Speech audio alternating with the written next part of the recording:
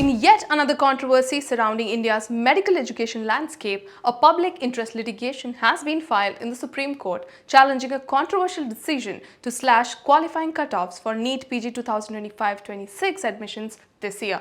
The move by the National Board of Examinations in Medical Sciences allows candidates with extremely low, even negative scores to enter postgraduate medical counseling. The NBEMS issued a notice on January 13, 2026, drastically reducing minimum qualifying percentiles for the third round of counseling. For general and EWS categories, the cutoff dropped from the 50th percentile to the 7th percentile, equivalent to roughly 103 marks out of 800. Reserved categories including SC, ST and OBC now face a 0 percentile requirement, meaning candidates scoring as low as minus 40 marks can qualify. This directive, backed by the Union Health Ministry, aims to fill over 18,000 vacant postgraduate seats amid a nationwide shortage of specialist doctors and prevent wastage of training resources. Importantly, the original merit list and ranks from August 2025 remain unchanged. However, the United Doctors Front or UDF, along with petitioners including Dr. Lakshya Mittal, has called the decision arbitrary, unconstitutional and a serious threat to patient safety and public health. In their PIL, they argue it dilutes merit, undermines standards set by the National Medical Commission Act, and risks allowing unprepared candidates into specialist training, potentially compromising the care quality. The PIL filed by Dr. Lakshya Mittal, who is the president of the United Doctors Front, is also backed by other petitioners including social worker Harisharan Devgan, neurosurgeon Dr. Saurav Kumar, and World Medical Association member Dr. Akash Soni. The PIL has been filed through Advocate Satyam Singh Rajput and Advocate on Record Neema.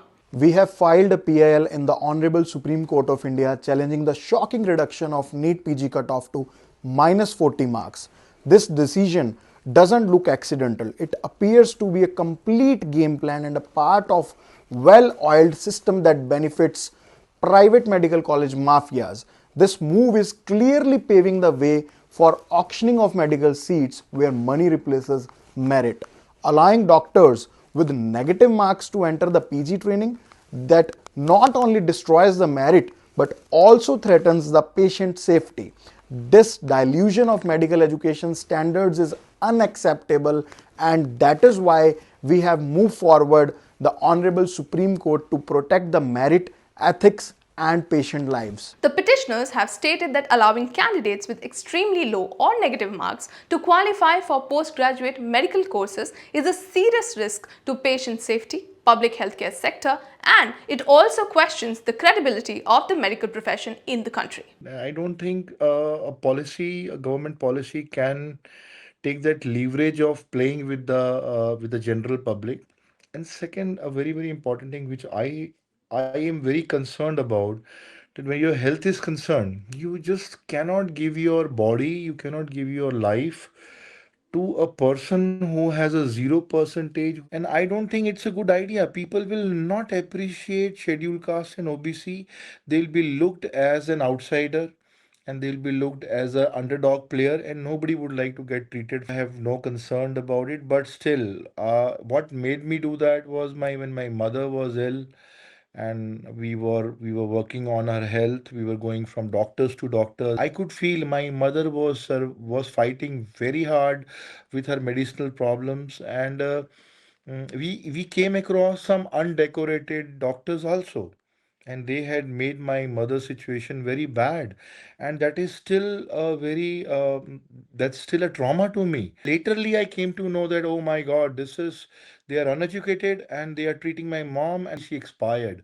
That motivated me very badly that I need to file this PIL. We should not, I mean to say, we should not allow 0 percentage. This policy will give a very wrong message to the potential students, and it will make the things very lethargic and very ugly. Medical bodies like FORDA and FIMA have echoed these concerns, describing the reduction as unprecedented and a blow to the credibility of NEET PG as a merit-based exam. The Supreme Court is expected to hear the matter soon as third-round counselling registration is underway.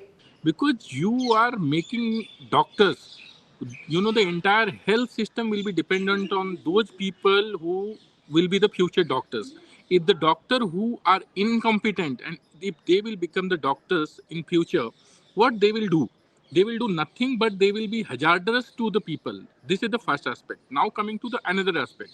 These particular reservation is given to the SC/ST quota and PW quota. Now this will increase the discrimination after this, because first they have brought up the 0 percentile, now they have brought up the minus 40 percentile. So the people who are aware of that, they will not be going to the particular people who belong to these quotas. Now, as far as we have filed the petition in Supreme Court, in most probably in the coming, in next week, it may be listed any time, and Supreme Court should intervene. Let's see how court reacts. Just commenting on the court's verdicts is not in my hand, but I think the way the case has, very, case is meritorious in itself. Let's see how court reacts. And with respect to the private medical college mafias, it is very true, because the college have been opening like a mushrooms, and the numbers seat of number of seats have been increased. So they have to sell their seats. They have to fill up their seats. So this percentile will reduce. This minus 40 percentile only benefit to the private colleges, nothing else. NEET PG has been the subject of controversy for a very long time now. Earlier with 2-shift exam, then 0 cutoff, and now even negative scores. As the debate over NEET PG continues, one thing is clear. Medical aspirants across India are emphasizing on quality of medical education with fairness, transparency and accountability in the medical education system. It also highlights the ongoing tension between filling specialist shortages and maintaining rigorous standards in medical education. And it is high time authorities take action. We at The Federal will keep you posted of further updates.